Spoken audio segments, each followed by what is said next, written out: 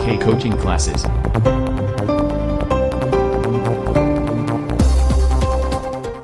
मेरे प्यारे बच्चों, आप सभी को नमस्कार। मैं आज आपको क्लास 9th बहुपद पोलोमिनियल के बारे में आपको बताने जा रहा हूँ। चैप्टर 2 है आपका, एनसीईआरटी बुक से करा रहा हूँ सभी। तो सबसे पहले इसमें बहुपद किसे कहते हैं, देखो बहुपद किसे कहते हैं और बहुपद की शून्य क्या है, वो चीज बताने जा रहा हूँ। तो देखते हैं मेरे प्यारे बच्चों, बहुपद क्या होता है। बहुपद पोलोनियल बोलेंगे इसे। तो बहुपद की डेफिनेशन देखते हैं और बहुपद के बारे में देखते हैं क्या बहुपद है। देखो, ऐसे बीजीय व्यंजक जिनमें या जिनके चर की घात एक पूर्ण संख्या हो बहुपद कहलाता है। अब इसमें देखते हैं कैसे। ऐसे बीजीय व्यंजक,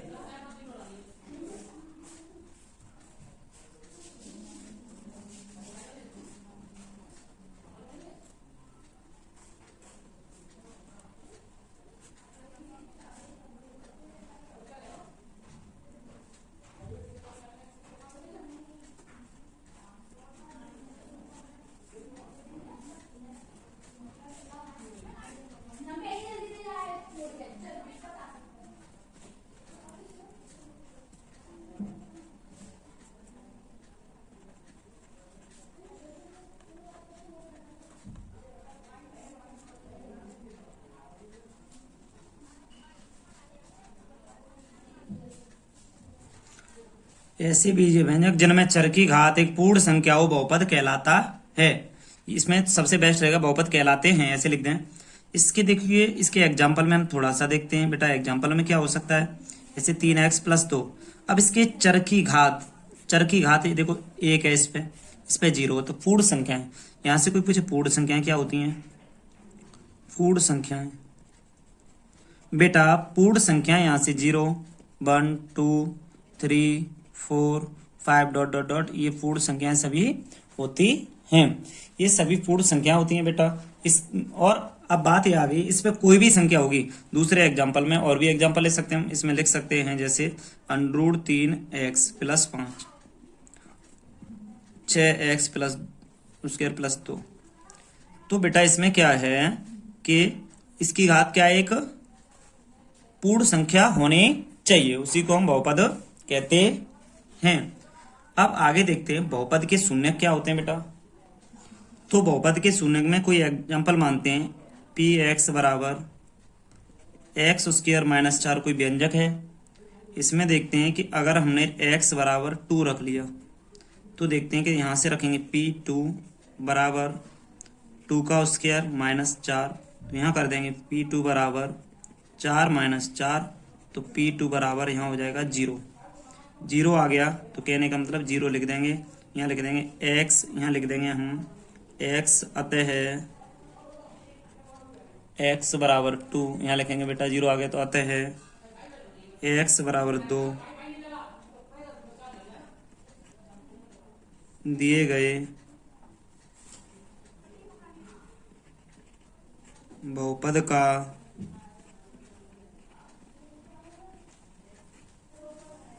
शून्यक है। x = 2 दिए गए बहुपद का शून्यक है। आगे देखते हैं बेटा इसकी शर्त। बेटा इसके कुछ नियम और शर्तें वो देखते हैं क्या है क्या नहीं है। तो पहले नंबर पे यहाँ से लिखते हैं हम, देखो आवश्यक नहीं है, बिल्कुल थ्योरेटिकल चलेंगे बेटा। आवश्यक नहीं है कि बहुपद का शून्यक शून्य हो, शून्य ही हो। क्वेश्चन नंबर 2 बताते हैं हम यहाँ से। 0 बहुपद का एक शून्यक हो सकता है, शून्यक हो सकता है प्रत्येक रैखिक बहुपद का एक और केवल एक शून्यक होता है। नंबर 4 पे देखते हैं बेटा, एक बहुपद के एक से अधिक शून्यक हो सकते हैं।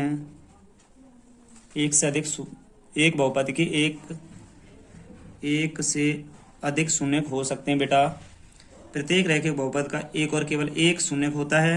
एक बहुपद के एक से अधिक शून्यक हो सकते हैं। अब इसमें देखते हैं थोड़ा सा, एक आपको यहाँ से थोड़ा बेसिक बता रहा हूँ मैं आपको क्वेश्चन का। क्या बेसिक है, देखो ये मान लो कोई चर है।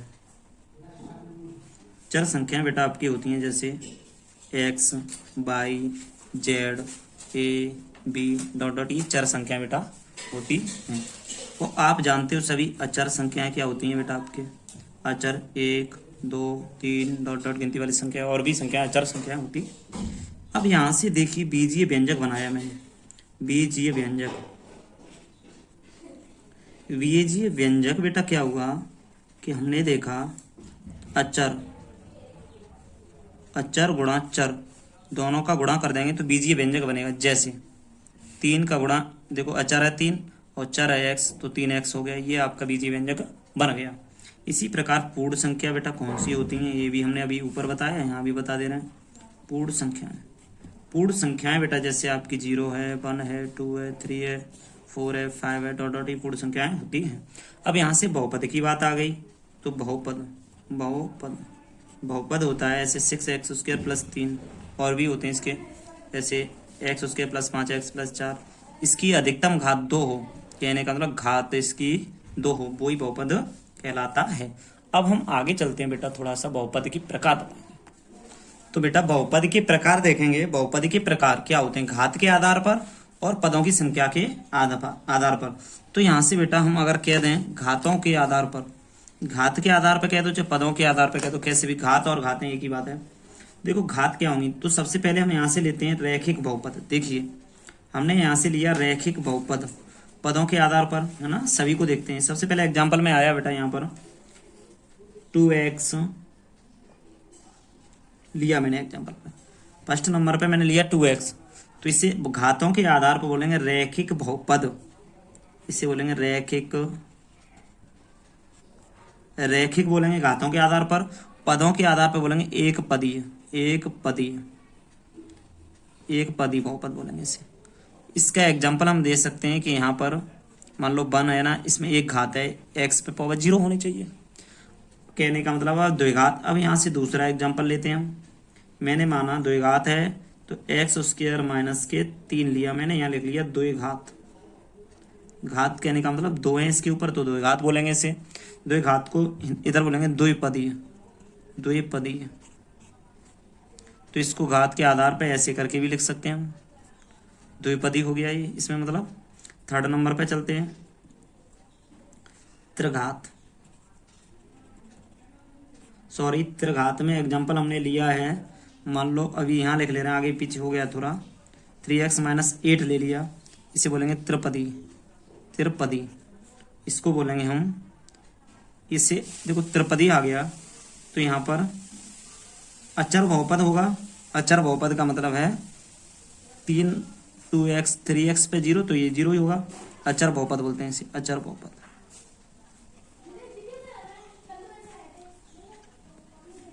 अब इसके बाद देखते हैं बेटा, ये आप बस इतना समझ लो, त्रिघात बहुपद इसे त्रिघात बोलते हैं, त्रिपदी बोलते हैं। जिसमें 3 पदों से त्रिपदी, जिसमें 2 पदों 2 पदी, एक पद हो एक पदी। पद कैसे बनते थे, 6 है, एक पद है, अभी प्लस 3 जुड़ गया, मान लो x या 6 प्लस 3x जुड़ गया तो 2 पद हो गए। अगर ओनली 3 होता तो 6 3 9 हो जाते, तो एक ही पद होता बेटा।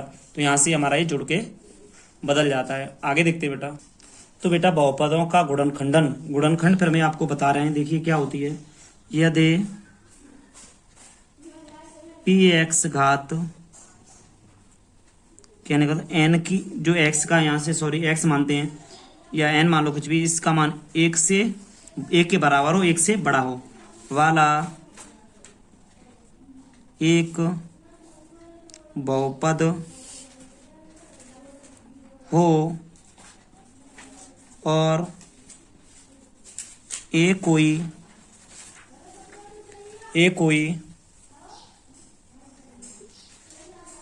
वास्तविक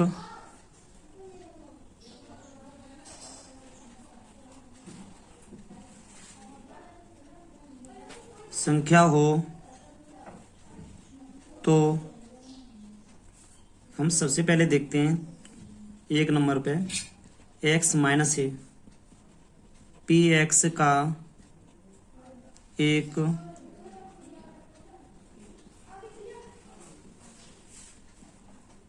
गुणनखंड होता है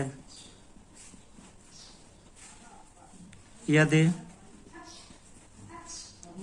पी ए बराबर 0 हो। एग्जाम्पल लेते हैं। दूसरा क्या है, देखो पी, दूसरी बात है पी 0 होता है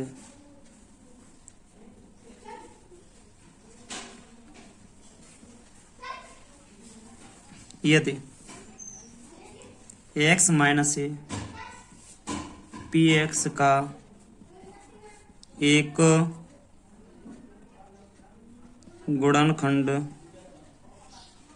हो। अब इसमें देखते हैं, यहाँ से आपको ये चीज समझ में आनी चाहिए। देखो कहने का मतलब है x माइनस ए बराबर अगर 0 है तो x बराबर है तो a हो जाएगा, x बराबर a हो जाएगा। तो कहने का मतलब है पी ए बराबर 0 आ जाएगा। तो इसी तरीके से कोई भी डिजिट हो, a का मतलब कोई वास्तविक संख्या हो, a का मतलब कुछ भी हो सकता है बेटा। इसके आगे अब देखते हैं। मैं बेटा ये आपको 8 ये सरल समीकरण हैं, इन्हें लिखा रहा हूँ सही से। इन्हीं सरल समीकरणों को सही से देखिए। तो देखते हैं सबसे पहले बेटा यहाँ से सरल समीकरण x प्लस वाई का होल स्क्वायर। बेटा ए प्लस बी का होल स्क्वायर में दी होती है, x प्लस वाई के होल स्क्वायर में भी दी होती है। तो यहाँ से सबसे पहले देखते हैं कि x प्लस वाई का होल स्क्वायर क्या होता है। देखो बेटा x square plus 2xy plus के बी स्क्वायर कर दो इसमें बेटा। ऐसे ही ए स्क्वायर माइनस 2xy कर दो प्लस के वाई स्क्वायर कर दो बेटा। यहाँ से ए स्क्वायर माइनस बी स्क्वायर होगा एक्स प्लस वाई बेटा, अगले ब्रैकेट में एक्स माइनस के वाई हो जाएगा। यहाँ से एक्स प्लस बी क्या होगा बेटा, एक्स का एक्स से गुणा करो तो एक्स स्क्वायर। अब देखो ए का एक्स से करो तो ए एक्स आ जाएगा बेटा। अगर हम एक्स का बी से करेंगे तो बी एक्स हो जाएगा, ए बी का हो जाएगा। तो इन दोनों में से वही एक्स कॉमन ले लेंगे, एक्स स्क्वायर कॉमन लेके एक्स लिया तो यहाँ बचा ए प्लस बी, प्लस में ए बी होता है। ऐसे बेटा ए प्लस बी प्लस सी का होल स्क्वायर क्या होगा, एक्स स्क्वायर वाई स्क्वायर और यहाँ से जेड स्क्वायर प्लस के 2xy 2yz प्लस के 2z x। इसका फॉर्मूला होगा बेटा x प्लस वाई का होल क्यू क्या होगा, a cube plus b cube plus के 3ab ब्रैकेट में x प्लस वाई। ऐसे इसमें देखते हैं a cube plus b cube minus के 3ab ब्रैकेट में x माइनस वाई होता है बेटा। इसी तरीके से आगे चलते हैं, a cube b cube c cube minus 3xyz x plus y plus z, यहाँ से आ गया x square plus y square plus के जेड स्क्वायर माइनस के एक्स वाई जेड माइनस के यहाँ से जेड एक्स आ जाएगा। तो ये आपकी सरल समीकरण बेटा, आपको इस तरह समीकरण सही से करनी है सभी। इसके आगे देखते हैं। अब मेरे प्यारे बच्चों, इन सरल समीकरणों को सभी बढ़िया तरीके से याद कर लेना, बस इनको प्रूव भी कर सकते हैं हम। देखिए अब आगे बेटा हम एक्सरसाइज चलाएंगे। तो ये बहुपद के बारे में चैप्टर पूरा कंप्लीट है, ये बेस है आपका बहुपद का। इसके आगे हम क्वेश्चन देखते हैं बेटा।